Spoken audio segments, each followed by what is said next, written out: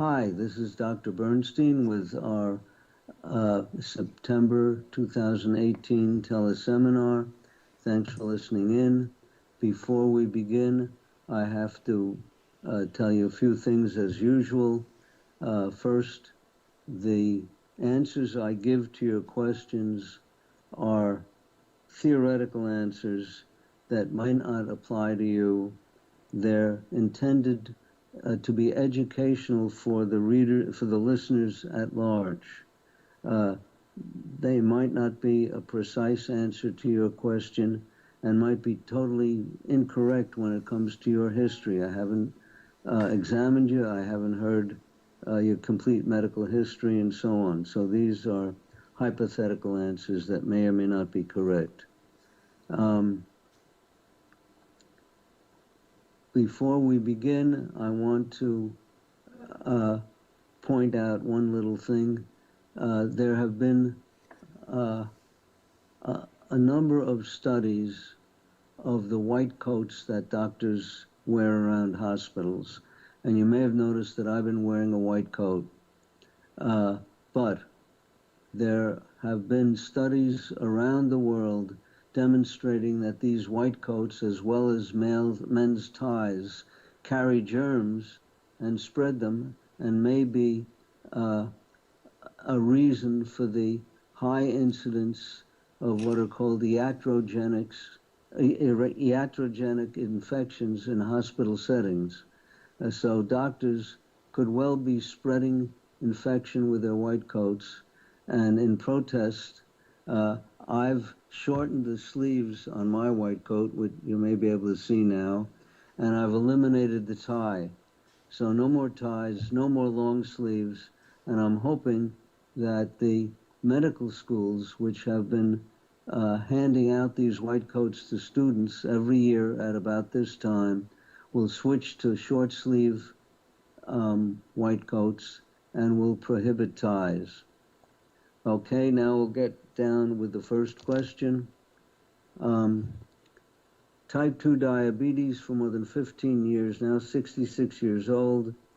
I decided to check my A1C, which was 20.8, which is, according to my calculations, over 700 milligrams per deciliter, which is pretty darn high. How do I correct the insulin resistance and increase my insulin sensitivity without taking any medication? With that high a blood sugar, you're probably a type 1 diabetic by now. Unless you've been eating sweets all day long, it's very hard for type 2 to get up to 700 milligrams per deciliter. So I assume that by having untreated type 2 diabetes for 15 years, you've managed to destroy all your beta cells and are now equivalent to a type 1 that is not making any insulin. So in all likelihood, it looks like you need insulin injections. There is one major medication that lowers insulin resistance, and that is metformin. We usually recommend the brand name Glucophage.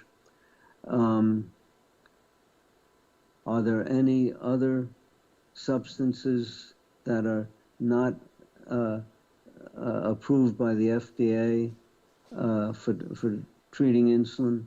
Possibly, but nothing that's going to have a major effect on your insulin resistance.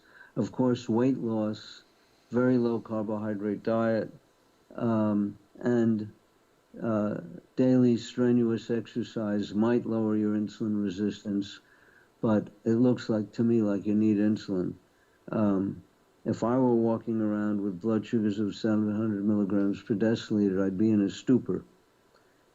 I don't know how you manage to do it. In the opening discussing of verapamil, you mentioned type 1 but never type 2. If verapamil can slow the degradation of beta cells, shouldn't it also work in type 2s? Yes, you're correct. Also, you did not mention Actos, which is believed to do this. May I ask why? When I discussed the verapamil, I mentioned that its principal feature for me was that it was relatively benign, almost without adverse effects. The Actos frequently causes fluid retention, so it can be a hazard for people who already have congestive heart failure, and might be something that people with a diabetic kidney disease should avoid. So it also is associated with an increased risk for bone fractures and has been associated with macular edema. So that's an ailment of the eyes. So that's why I didn't mention the Actos. The recipe for the chopped ice, heavy cream, and Da Vinci syrup, I am naive, but how does one chop ice? Well, you can use a blender and drop the ice cubes in one at a time while it's going at high speed. You have to sort of hold the cover of the blender over the blender. You drop it, you lift the cover, drop the ice in, close it, let that get chopped up, then throw another piece, etc. There are special ice chopping machines for making chopped ice for kids, and though you can search for those on the internet.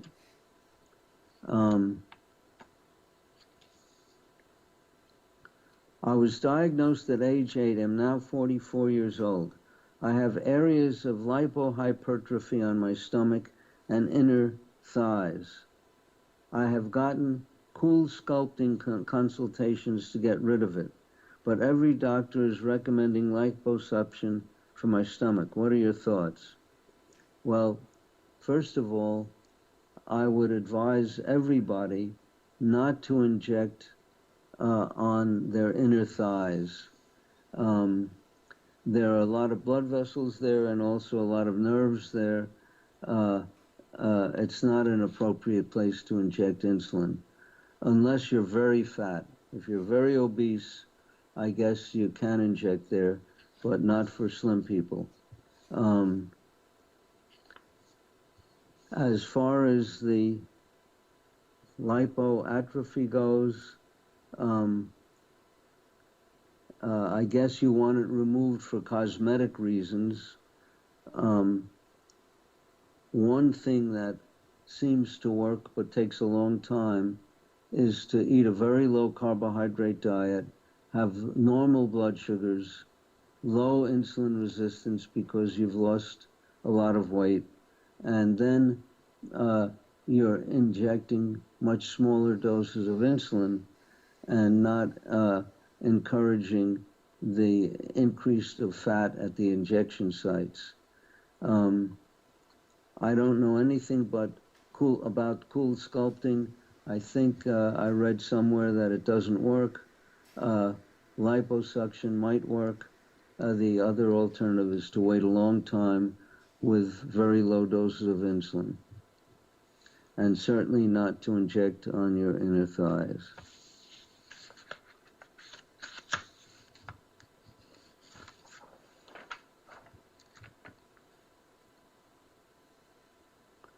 How much updating is in your 2011 book compared to your 1997 book? I have the older copy and I'm wondering, should I get the updated copy? Absolutely, there are a lot of updates, or I would not have written the 2011 book. The 2011 book certainly deals with newer medications for type 2 diabetes, which could be pretty important, and also newer medications for reducing carbohydrate addiction. How to manage diabetes with intense exercise like high-intensity interval timing or weightlifting? Well, you'd have to have pretty mild diabetes to rely on just exercise for keeping your blood sugars controlled. That's basically it. I'm a type 1 diabetic. I exercise high intensity, not interval training, but I do high intensity weightlifting.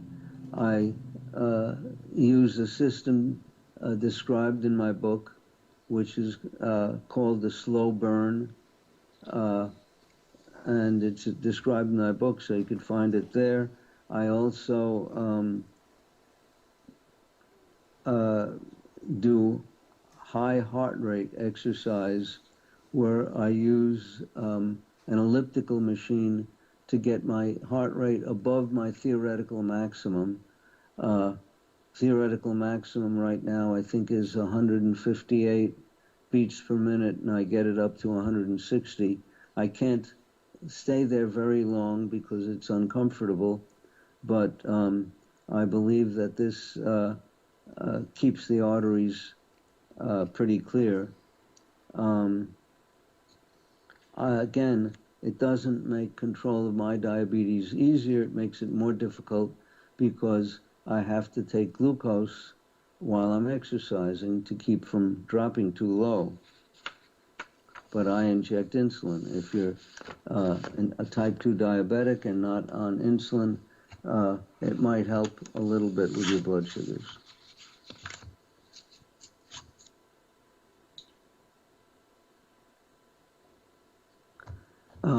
How to use medium-chain triglyceride oil to optimize blood glucose in type 1 diabetes. With intermittent fasting, I had great results, but wanted to know your thoughts about the MTC oil and carb combination. I do not look on eating fatty oils to help blood sugars in type 1 diabetes. Type 1 diabetes requires insulin. You want to keep your blood sugars absolutely normal, and I don't know how you're going to do this, either with fasting or with drinking oils. For type 2 diabetes, the fasting might help. I question whether drinking oils is going to make any difference at all. I recommend that people consume whatever fats come with the protein that they eat. I recommend a protein diet approximately like that of our prehistoric ancestors. Of course, we don't know exactly how much they ate per day. I think it depended in part on how much exercise they got and how old they were. Children need more protein per kilogram of body weight than do adults, so growing children need more, etc. But I doubt that you could normalize blood glucose with intermittent fasting and drinking oils. I am 27 years old. I have type 1 diabetes since I was 13. A couple of years ago, I showed symptoms of retrograde ejaculation. Will a low-carb diet help me to restore this important function? Well, retrograde ejaculation is due to a neuropathy, and neuropathies are secondary to high blood sugars. The neuropathies tend to reverse with blood sugar normalization, but they don't reverse instantaneously. And a low-carbohydrate diet all by itself with still elevated blood sugars is not going to reverse neuropathies. You should get my book, Diabetes Solution, which tells in precise detail everything you have to do to have normal blood sugars, and that's the answer. I've had many patients who had erectile dysfunction, and then after 1, 2, 3 months of normal blood sugars, the erections returned, which amazed me because that's relatively rapidly. But in these cases, their erectile dysfunction was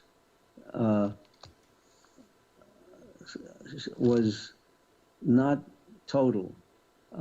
They would get erections, but not for a long enough period to copulate. So the erectile time got extended when they normalized their blood sugars. But again, it took several months for this to occur. 28-year-old diabetic for 16 years. Recently, I try to have a good amount of fat, a moderate amount of protein, and low carb intake. Now, this is not my ball game. I like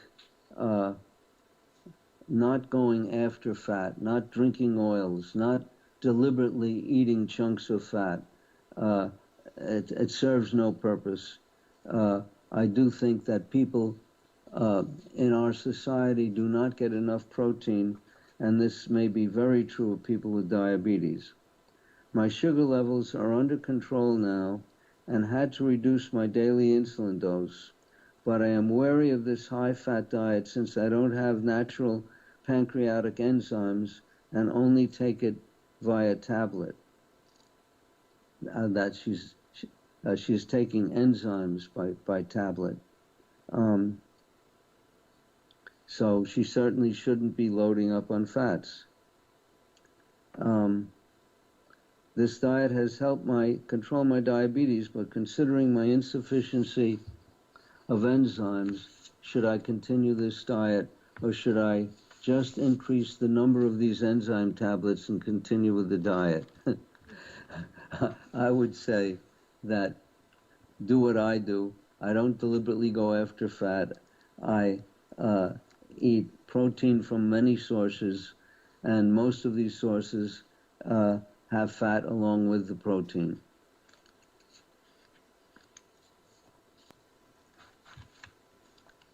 I end up eating too many carbs by overeating food with low carbs, like seeds, nuts, and broccoli, or too much protein.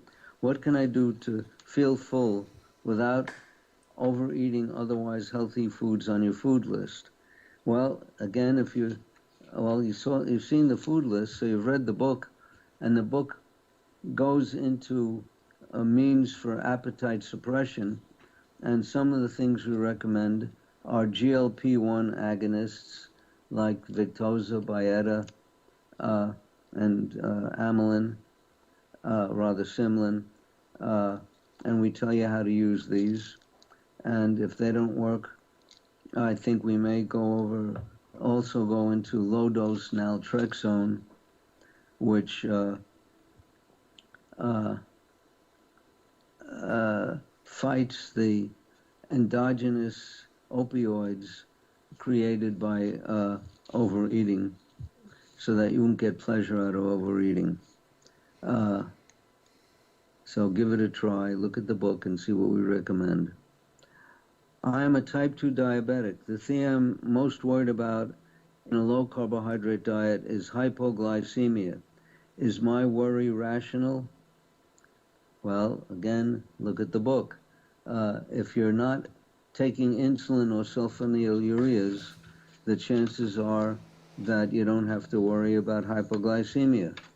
If you are taking insulin, you have to be very careful on how you lower the insulin dose when you go to a low carbohydrate diet, and we tell you that in the book how to do this.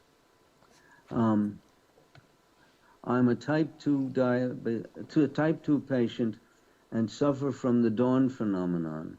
I am on metformin, but I am currently attempting to get my numbers back to normal with diet and exercise other than the metformin.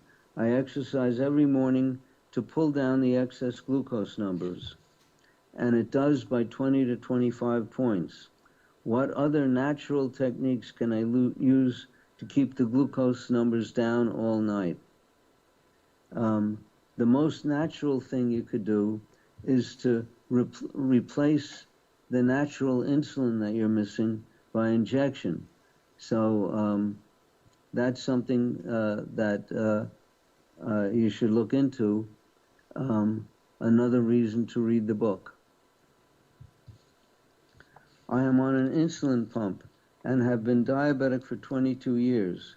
I've been following Dr. Bernstein's recommended diet and was working great for years.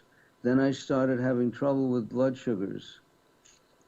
I will be in range in the morning and have no carb heavy foods all day, but will have ups and downs in blood sugar all day. Well, this is a typical picture that we see with insulin pump users. They'll do fine for maybe as long as 5 years, maybe only 2 years, and then as the scar tissue builds up in their insulin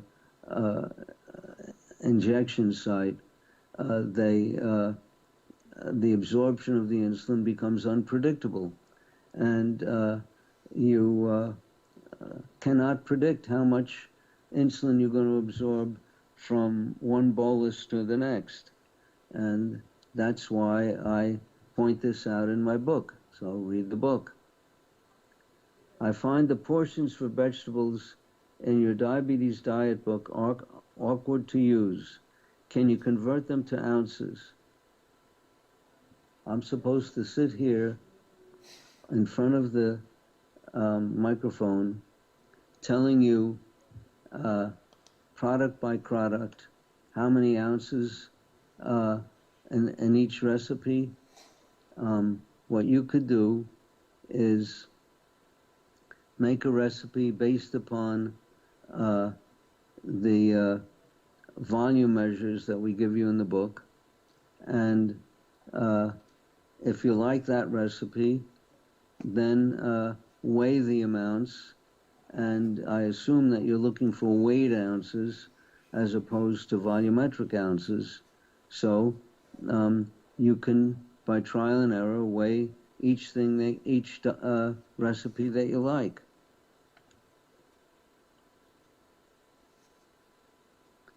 I'm 68, male, type 2.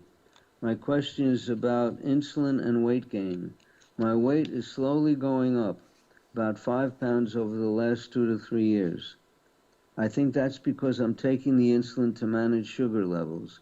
I don't understand how to keep my overall insulin level low and lose a few pounds.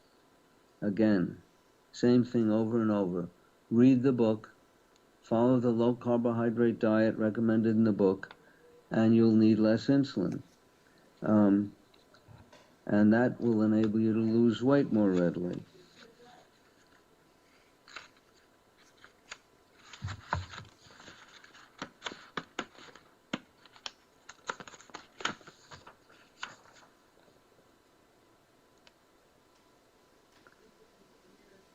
I have a problem with heavy callus growth on my feet. It is very serious and equally vexing. What can I do? Well, you can, first of all, your shoes may be too tight. So, depending upon where the callus is located, you may need wider shoes. If the callus is on the bottom of your feet, it could be because you have what's called the intrinsic minus foot deformity of diabetes caused by high blood sugars. It's caused by a motor neuropathy, and that tends to give you calluses on the plantar heads on the bottom of your feet. And there, the game plan is to use orthotics in your shoes to transfer your weight from your metatarsal heads to your arches. And this requires either visiting a podiatrist to order arch supports, or going to a Pete Orthic store that sells custom-made shoes or shoes that can accommodate orthotics. When you buy a new pair of shoes, you have the orthotic in it while you're purchasing the shoe. And I probably should give a whole lecture on the use of orthotics, the posting of orthotics, and so on. I actually keep an inventory in my office of all different sizes of orthotics, and although I'm not a podiatrist, we see so many foot deformities in diabetics that I have a whole supply of posting materials that I glue on the underside of the orthotic to transfer the pressure from one part of the foot to another. Usually we're moving the pressure to the arch. We sometimes just stretch shoes. We have shoe stretchers. You can look on the internet for what's called a ball and ring, which stretches your shoes over a single site at a time. So if you have a callus over one toe, you can stretch the shoe over that toe. If you have to stretch the entire shoe, there's a shoe stretcher made by a company in England called Dunkelman, Dunkelman, the best shoe stretcher made in the world probably. And this has a lot of versatility in stretching different parts of your shoe. Next question. I have high cholesterol, 360, and have coronary artery disease. Have had a lot of weight gain in the last year since knee surgery. My question is, if I eat red meats high in fats, is it going to make me gain weight and cause plaque in the arteries? In my experience, this is a myth. It's the high carbohydrate and high insulin doses that cause the coronary artery disease. The fat myth was reported on in the Journal of the American Medical Association about 2 years ago. And when I discussed it, I cited the particular article so that you could get copies, but it really amounted to bribery of researchers and institutions by high carbohydrate food companies, and the companies are listed in the article, included General Mills, Nestle, etc. And people actually accepted bribes to put the blame, researchers to put the blame on fats instead of on carbohydrate.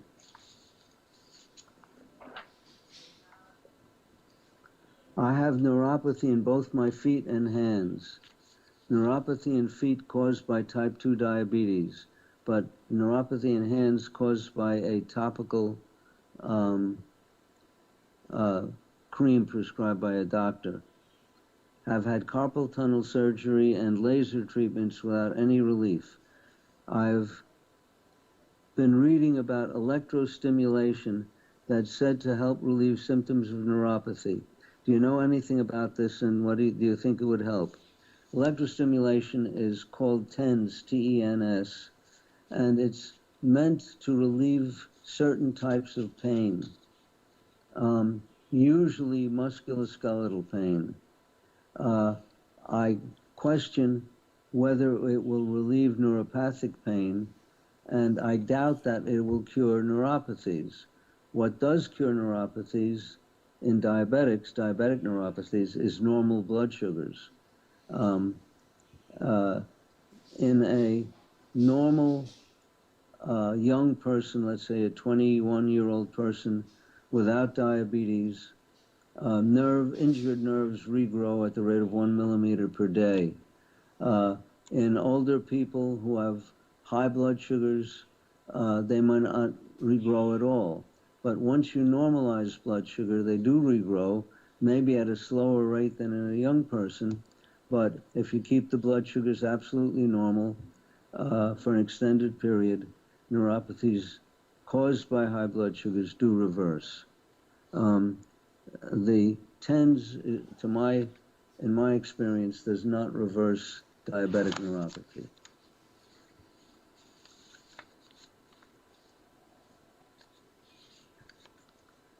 Three weeks ago, I started keeping my carbs at 50 grams per day.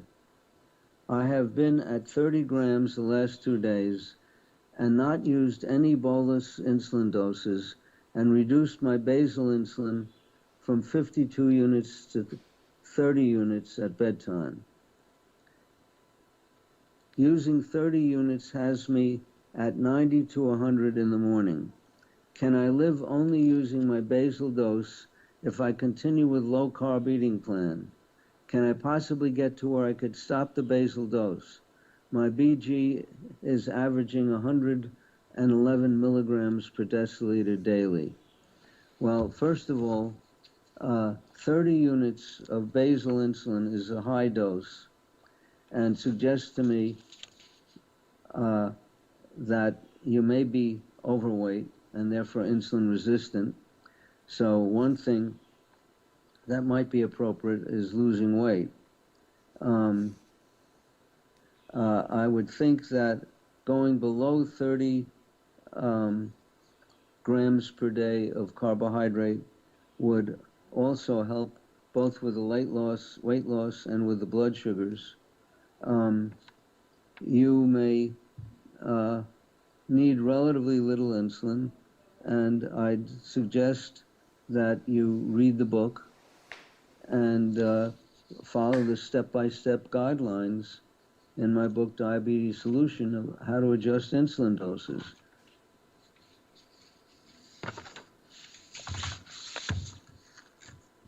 I was diagnosed with diabetes at age 25. GAD, that's an antibody, was negative, and C-peptide, which is a measure of how much insulin you're making, was 0.01, which is low but present. First of all, I should point out that C-peptide should never be measured by itself. You always have to measure blood glucose with it. Because what if you have a type 1 diabetic who wants to know, is he making any insulin? But his blood sugar is 70. Well, for a blood sugar of 70, the body doesn't need to be making insulin. So it'll turn off probably all of its insulin production, and your C-peptide will be less than 0.1, equivalent to 0. So it's most important to know what the blood sugar is, and it's probably desirable to get the blood sugar to be a little elevated so that you could stimulate the pancreas to make insulin. Some doctors told me I was type 1, whereas some are doubtful. I don't have any history in my family and not overweight. How can I confirm whether I am a type 1? I don't think that it's important to know, to give a name to the type of diabetes you have. What's important is keeping blood sugars normal. And we have people who make insulin antibodies, children, slim children who had ketoacidosis. I spoke to one family today where the child, by putting a child on a low-carb diet, giving him only 1 unit of Tresiba as basal insulin, and a quarter of a unit of insulin for one of his meals, he's walking around with normal blood sugars. Now, but he's still a type 1 diabetic. And calling him a type 2 because his blood sugars require so little insulin doesn't have any meaning. Likewise, I have plenty of type 2 diabetics who are getting 30 times the amount of insulin that this little kid is getting, but they're still type 2s. So it doesn't matter what you call them. The important thing is to give the proper treatment. And the proper treatment is based on what are the blood sugars under what circumstances. Is it typical for diabetics to have halitosis, that smelly breath? And I would answer no. However, it is very common for diabetics to have mouth infections like root canal infections, periodontal disease, etc. It's common because they have elevated blood sugars. Diabetics who have normal blood sugars don't get these ailments, in my experience. So that answers that part of your question. I'm type 2 for 24 years. I'm 74 and don't chew gums or mints. Is there a better way to get rid of this problem? Well, first of all, you should you should take good care of your teeth. So, because tooth infections could be related, but they're not the only cause. You should floss after meals. You should brush with a Sonicare toothbrush twice a day, bedtime and on arising. You should get your teeth scraped of plaque every 3 months. You could take ubiquinol, which is the modern form of coenzyme Q10, 100 milligrams of ubiquinol per day, and have normal blood sugars. But there could be other causes. You could have digestive problems. And there are a host of digestive problems that can cause halitosis. So you might want to visit a gastroenterologist. You might want to just ask your dentist if he knows of anything that you're doing or eating that could be causing the halitosis. If I inject insulin and my body is still able to make its own insulin, will my pancreas stop making its own insulin? It's sort of a good question, but you're not going to destroy the pancreas by injecting insulin. You're going to give the beta cells a rest. And if you're diabetic, you have to have lost, depending upon whose opinion you listen to, you have to have lost between 65 and 85% of your beta cells. Well, let's say that, and that's what happens before you start showing elevated blood sugars. So let's say you've lost 80% of your beta cells. That means each remaining beta cell is making only, is forced to make 5 times as much insulin if they're keeping your blood sugars normal. So that overwork 5 times the activity can destroy beta cells. And by injecting insulin, you give your beta cells a rest, and you can, sometimes, if you catch things early enough, you can reverse the beta cell destruction caused by the diabetes, which, by the way, is what happened with this 10-year-old kid. He was getting much more insulin, eating a lot of carbohydrate, and his blood sugars were going haywire. Now, with a very low carbohydrate diet and very careful use of insulin, his beta cells are doing the best they can. Much better than before, I believe. I'm in New Zealand and diagnosed with type 2 diabetes. I am unable to be prescribed glucophage as the New Zealand suppliers say it is discontinued. We have Metcheck metformin. Is this as effective as glucophage? Well, first of all, I don't know. My experience with generic metformin came many years ago when metformin went off patent.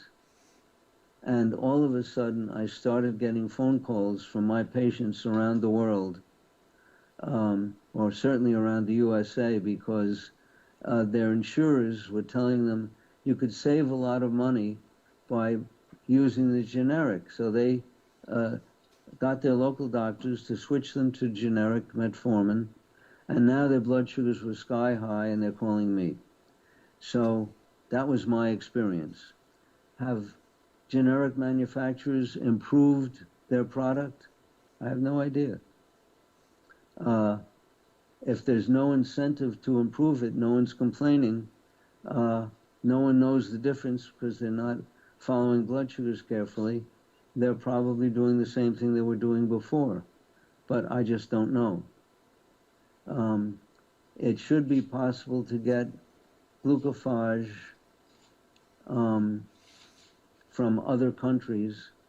I know there are several pharmacies in Canada that will ship overseas, and you could look around on the internet. What it will cost you, I don't know. In your opinion, what is the safe A1C range to avoid having diabetes-related complications in the future? I would say normal range, and that would be probably 4.2 to 4.6%. You have that for lifetime, and I certainly would not expect you to get any diabetic complications.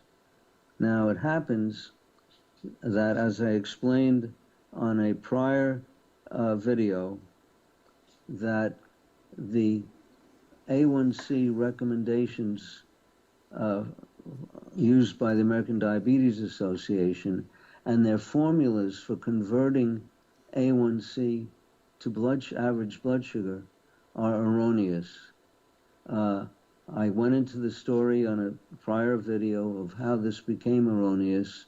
It had something to do with money, but it's a long story. The conversion formula in my book is more accurate. It was derived from a legitimate study performed many years ago, not by me, and it was published in an ADA research journal, and those are the formulas that I use. In any event, between 4.2 and 4.6 would be normal, probably closer to 4.6. And for children, average blood sugars should be probably in the 70s. For adults, probably around 83, which has been shown to have the lowest mortality.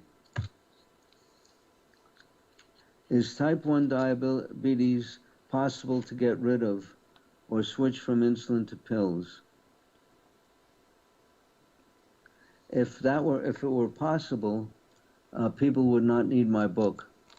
The book would go out of business, and it's still a bestseller, and we still need injected insulin.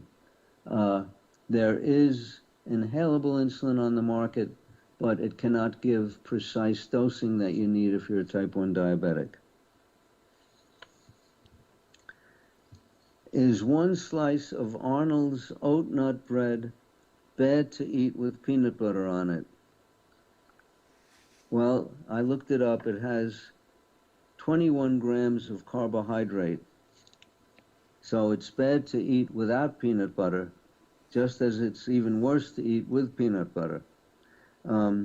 One slice of that bread would rapidly raise my blood sugar by 168 milligrams per deciliter. So if I were 80, I'd go up to 228 by eating one slice of Arnold's oat nut bread. I wonder who recommended it to you. There are many diabetes educators who are parroting the ADA guidelines, which call for whole grain breads that dramatically raise blood sugar.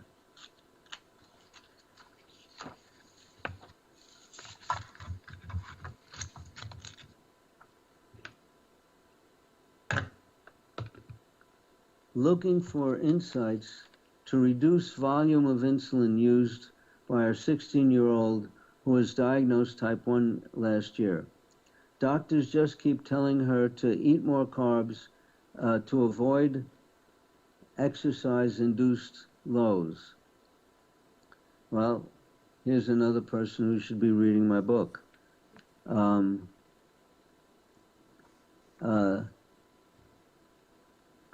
She should be getting less than 20 grams, less than or equal to 20 grams of slow-acting carbohydrate a day. It should only be in vegetables that she needs for nutrition. The only reason for putting carbohydrate in your diet is to get the nutrition that you can get out of vegetables. If she's still growing, the growth hormone can increase blood sugar and increase insulin requirements. So giving her glucophage, which is the brand of metformin that we recommend, might reduce her insulin requirements and also help stabilize her blood sugars. My 2-year-old son was diagnosed 4 weeks ago and is honeymooning. Currently, he is only taking a half unit of Levemir upon awaking in the morning and no insulin for meals. He seems to drop slightly low to around 60 during his early afternoon nap. Could this possibly be because Levemir has a slight peak around this time? Would you recommend trying Tresiba, as it's supposed to have no peak and we may be able to avoid these lows? Your suggestion is a possibility. You certainly can try the Tresiba. One thing that you might do is, instead of using the insulin pen that Tresiba requires, use a half unit insulin syringe, the one that measures half units and has an 8mm needle, and you'll get more precise dosing, and you can go down to less than 1 unit. You could go down to a measured half a unit, an estimated quarter of a unit, and you're less likely to get leakage from the injection. So all you have to do is stick the needle from the syringe into the Tresiba cartridge and very slowly withdraw the insulin into the syringe. If you don't do it slowly, you might get a bubble and have to do it over again. So that's what I would recommend. At least give it a try. But he should be on a very low-carb diet, as we said to the other listeners or viewers. My A1C is 4.5%. Last month it was 4.4%. Thanks to you, but my uric acid is 8.1, last month 7.2. I weigh 64 kilograms, which is 141 pounds.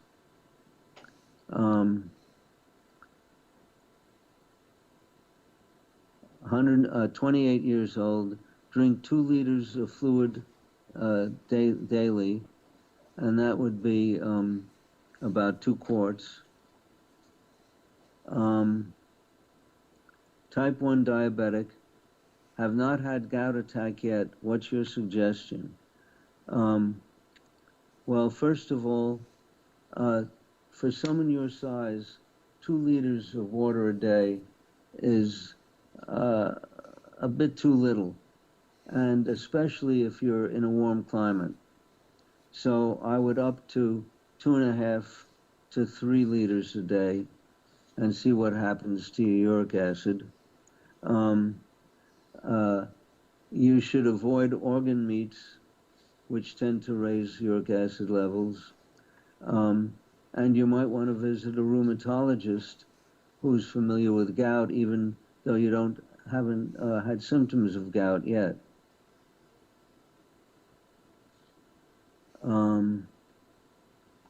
Let's see. My blood sugar levels generally range between 350 and 534. That's pretty precise. I'm currently taking insulin twice daily and Novolog on a sliding scale. Every day I suffer from nausea, fatigue, headaches, loose stools, abdominal pain, lower back pain on the right side only, extreme thirst, and excessive sweating. Well, a lot of this sounds like high blood sugars, which I would expect. Certainly the thirst, and certainly nausea and fatigue. Also, I also am treated for high blood pressure and untreated sleep apnea, on waiting lists for sleep study. Well, sleep apnea is commonly found in obese people, so this person is probably obese, has high blood sugars, and is apparently not doing anything about them. My mother-in-law tells me it's because of lack of exercise and not eating 5 small meals a day. Is she right? Well, that's only a tiny piece of it. To get blood sugars up to 350 to 500 and no blood sugars below the 350, you're probably a diabetic. Whether you're type 1 or type 2, I don't know, but it looks like you probably need insulin, you probably need considerable weight loss. You better read my book.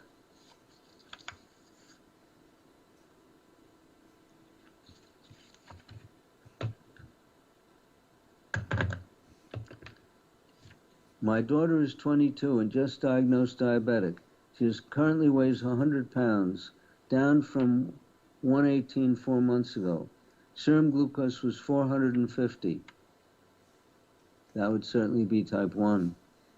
Significant past history is great difficulty maintaining weight and has taken in about 3,200 calories a day for the past 5 years. Doctors said just eat anything, so carbs are a big part of her diet. Can she get enough calories on your system? Do you think the carbs caused her diabetes? Well, the rapid weight loss, I'm sure, was secondary to the high blood sugars. Now, could she be having high blood sugars for years? I just don't know. I would think that the most important thing right now is get her blood sugars normalized, not increase the carbohydrate but cut way back, because when you have high blood sugars, you're peeing away calories. You're breaking down your muscle mass. You're also breaking down fat. You're peeing away calories as glucose, and that comes first. If she's been losing weight for years or very low weight for years, she might be hypothyroid, so you could check her free T3. If the free T3 is normal, she might have some other disorder, so you might send her to an endocrinologist or even a reproductive endocrinologist, or a pediatric endocrinologist, to find out what the cause of the low weight was before she became diabetic. But I'd say the first thing is to normalize blood sugars. Aside from waiting 3 hours after getting up, are there any other time-related restrictions on exercise? Specifically, should one wait for a certain amount of time after eating meals? Well, exercise can slow digestion on the one hand, but certain kinds of exercise can accelerate digestion if you have gastroparesis. For example, I have one patient who I've treated for 20 years. He came to me with gastroparesis, and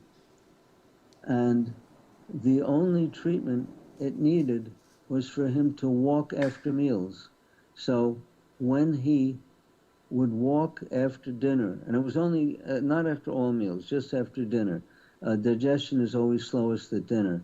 So he would walk every night after dinner, if it weren't raining, and his blood sugars would be stable on the nights that he walked. When he didn't walk, he would go low after the dinner and then high the next morning due to the gastroparesis. So that's about all that I can tell you. about exercise after meals.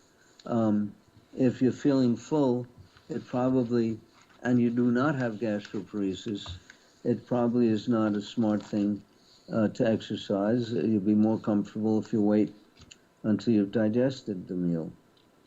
Before I started going to an outside gym, I would do my exercise at home in my home gym, and it would always be after dinner. And it was about an hour after dinner, maybe 2 hours, and I never had any trouble doing that.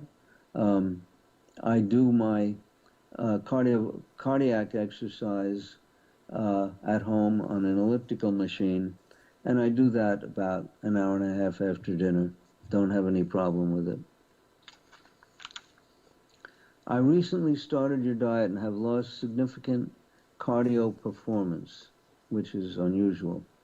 I pour sweat from the top of my head when weightlifting.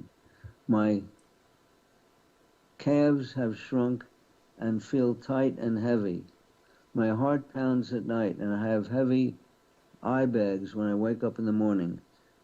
Do you think this will go away after a transition, or are some people just not designed for a leaner diet? I don't think I can replace carb calories with more protein since I already eat 1.5 grams per pound, 240 grams a day, which is 40 ounces a day for a 170-pound person. Well, what he's describing sounds like hypoglycemia. There's no mention of checking his blood sugar.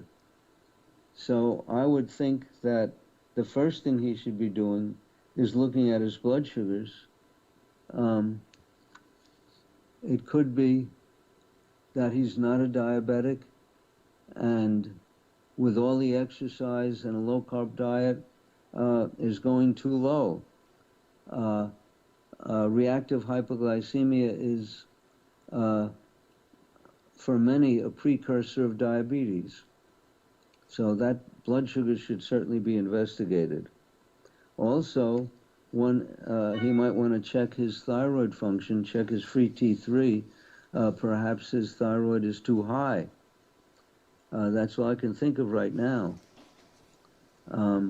If you get any results from either of these, I'd appreciate it if you let us know. Does having gastric sleeve surgery act like gastroparesis and stomach emptying?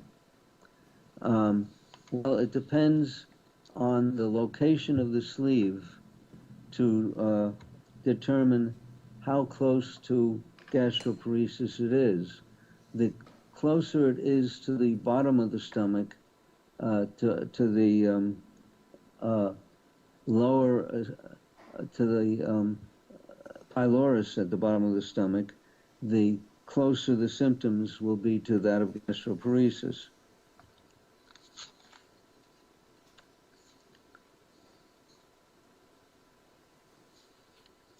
I have found much negative info on soy milk and soy products. Is it okay to use unsweetened almond milk or almond flour instead? I would say yes, but fit it in with a meal plan that fits the guidelines that are specified in my book. After reading your book, finally someone read my book. About a year ago, I switched my long-acting insulin to Tresiba. As you suggested, I split my dosage. I take about 6.5 units at 8 p.m. and then at 5 a.m. And take 2.5 more units and go back to sleep. 6 units isn't enough as I rise by 11:30 p.m. and 6.5 per night always has me up covering lows all night long.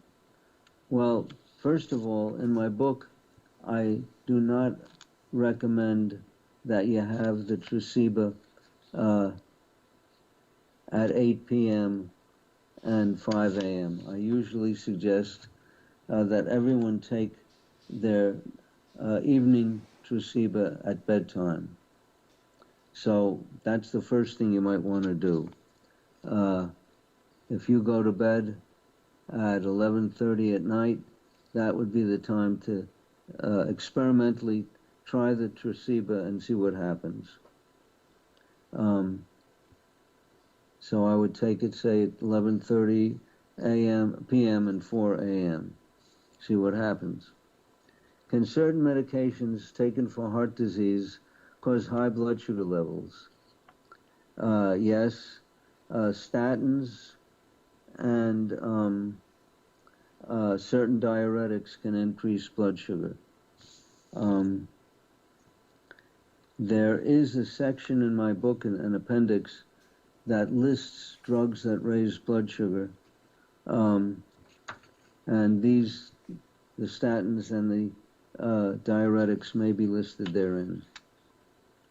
Can curcumin, the chemical compound in the spice turmeric, help to generate beta cells? No, not to my knowledge. I've taken it for inflammation and haven't had evidence of regeneration of my beta cells from taking it. I'm a 38-year-old type 1 for years. No, 4 years, F-O-U-R.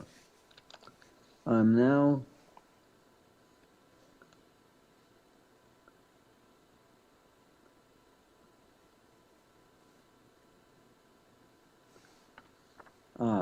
now taking Ryzodec, and I feel like the introduction of this insulin has only made management harder. Any suggestions? Ryzodec is a mixture of Tresiba and Novolog. Makes no sense.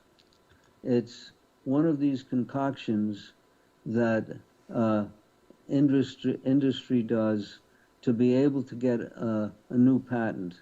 When something goes off patent, they tend to create concoctions that are patentable. They don't have to work or do any good, but if they're different from what was there before, you could frequently get a patent. And that prevents you from getting competition. There's no sense in this combination. In fact, I would consider it hazardous. I would suggest that you read my book and go into the type of insulin dosing that we have in the book, which is basal bolus dosing.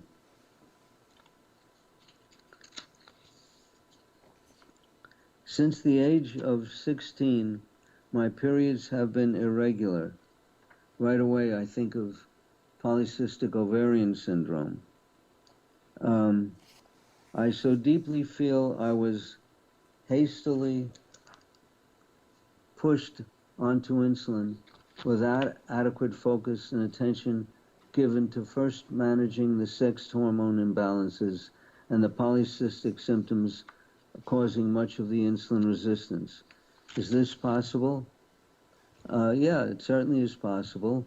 One treatment for PCOS is to use metformin over glucophage, which lowers the insulin resistance and also helps for many of the other symptoms of PCOS.